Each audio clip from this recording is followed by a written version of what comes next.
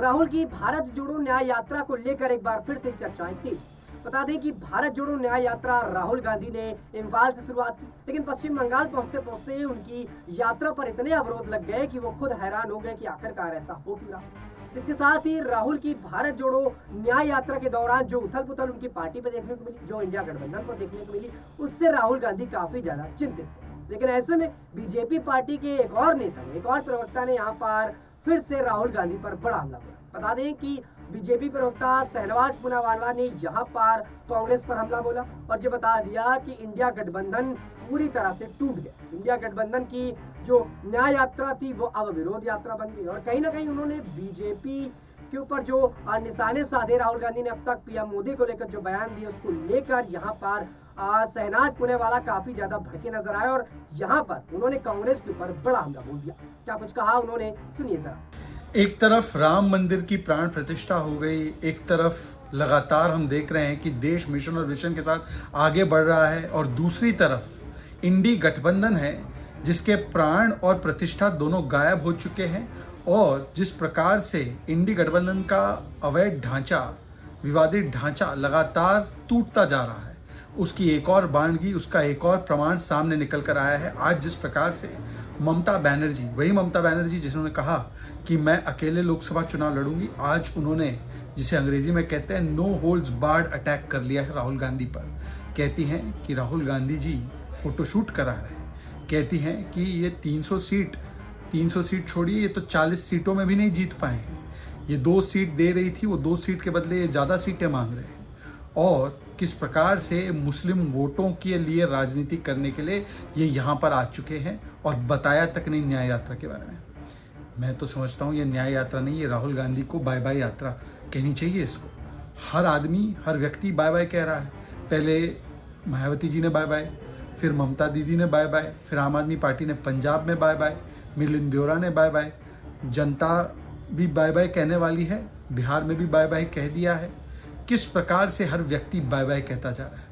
अभी तो राहुल गांधी जी ने बताया था मेरे तो बहुत मधुर संबंध है ममता दीदी के साथ, अधीर रंजन चौधरी की बातों को छोड़ दो, परंतु आज ममता बनर्जी ने आखिरी कील डाल दी है और इंडी गठबंधन का जो कब्र है उसमें आखिरी कील डालने का काम किया गया है। इसीलिए देश की जनता तो जय श्री राम कर रही है, परंतु आज इंडी गठबंधन के लोग कह रहे हैं राम नाम सत्य है। और जिनके पास कोई मिशन नहीं होता, वैसे भी इंडी गठबंधन की 5-6 मीटिंगें हुई, कोई मिशन नहीं है, इनका केवल कॉन्ट्रडिक्शन है, डिवीजन है और केवल करप्शन है। ये करप्शन और डिवीजन और एम्बिशन और कॉन्ट्रडिक्शन के मारे हैं। इसीलिए कभी पंजाब में झगड़ा, कभी केरल में इन दोनों का झगड़ा, कांग्रेस और लेफ्ट का, कभी तृणमूल कांग्रेस और कांग्रेस और लेफ्ट का झगड़ा, कभी महाराष्ट्र में उद्धव सेना और कांग्रेस का झगड़ा। तो हर जगह झगड़े ही झगड़े हैं, कलेश ही कलेश है और आज राम नाम सत्य है, ये वाली स्थिति इंडी गठबंधन की हो चुकी है। Today the final nail in the coffin of INDI alliance as it were. On the one hand, we can see Ram Mandir Pran Pratishtha taking place. People are saying Jai Shri Ram, but India Alliance people are saying Ram Naam Satya hai. Because ever since Rahul Gandhi has started his Nyay Yatra, people are saying not Nyay but bye bye. We have seen that Milind Deora ji said bye bye, Mayawati ji said bye bye, Mamta Didi said bye bye. In Punjab, Aam Aadmi Party said bye bye. In Bihar, Nitish ji said bye bye. But today, the comments made by Mamta Banerjee ji, no holds barred attack.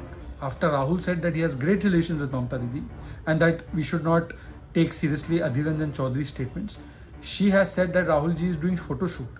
That forget 300, Congress will not win 40 seats. Look at the no confidence she has in Rahul.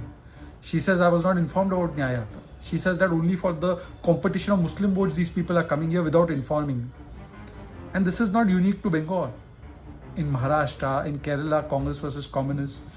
In Punjab, Aam Aadmi Party versus Congress. In Uttar Pradesh, Samajwadi versus Congress.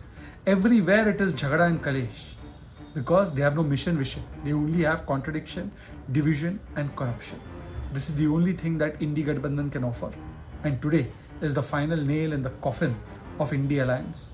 People are also saying bye-bye to Rahul ji. And Janta is saying Ram Naam Satya hai to Indi Alliance. सुना आपने। तो दर्शकों, यहाँ पर शहनाज पूनावाला ने साफ तौर पर यहाँ पर राहुल गांधी पर बड़ा हमला बोला।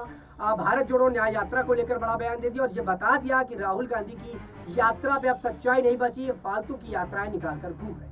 दर्शकों बता दें, जिस प्रकार से राहुल गांधी अपनी भारत जोड़ो न्याय यात्रा निकाल रहे, लेकिन ऐसे में उनकी परेशानियां कम होने का नाम ही लेती। कभी हेमंत बिस्व शर्मा ये ऐलान कर देते हैं कि तुम्हारी गिरफ्तारी होगी, कभी वो ऐलान कर देते हैं कि अब चुनाव के बाद आप जेल के अंदर जाएंगे, तो कभी ममता बनर्जी जैसे दिग्गज नेता उनको फटकार लगाकर चली जाए, कभी सीट बंटवारे को लेकर यहाँ पर विवाद देखने को मिलते हैं। ऐसे में राहुल गांधी लगातार प्रयास कर रहे हैं और हर बार बिहार पहुंचते हैं, पश्चिम बंगाल पहुंचते हैं तो एक ही बयान देते हैं कि बीजेपी देश के अंदर एजेंडे चला रही है, बीजेपी देश के युवाओं को गुमराह कर रही है और रोजगार के नाम पर वो सिर्फ और सिर्फ उद्योगपतियों के ही साथ में है, गरीबों के साथ में नहीं। और ऐसे में राहुल गांधी के इन बयानों को लेकर बीजेपी पार्टी काफी ज्यादा हमलावर नजर आई।